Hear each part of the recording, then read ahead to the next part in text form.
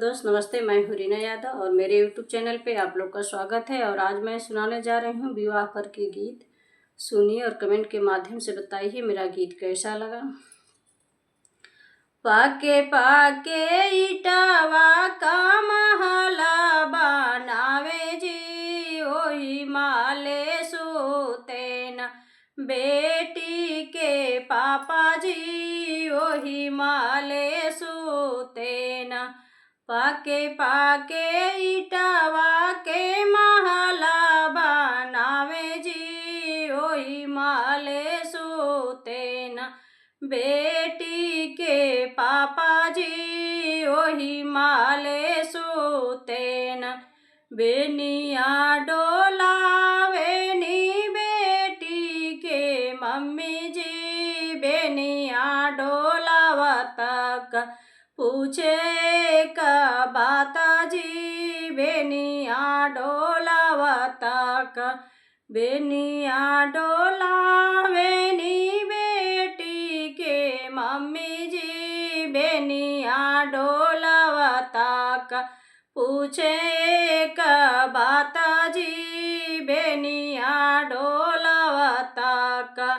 का दियाई स्वामी बेटी के दहेज जी, के तना दियाई स्वामी बेटी के तिलक जी, के तना दियाई स्वामी।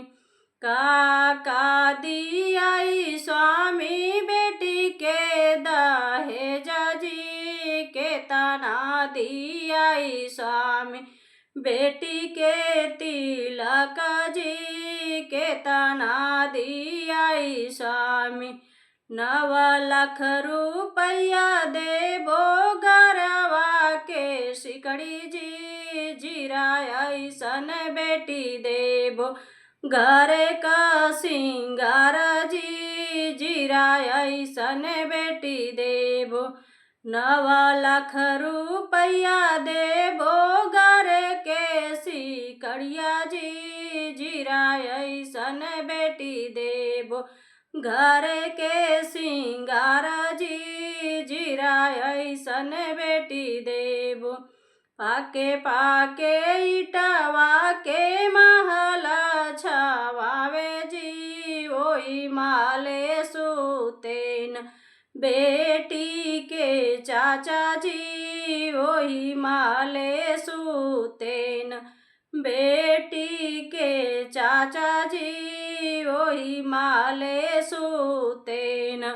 बेनिया डोलावेनी बेटी के चाची जी, बेनिया डोलावा तक पूछे एक बात जी, बेनिया डोलावा तक पूछे एक बात जी, बेनिया डोलावा तक।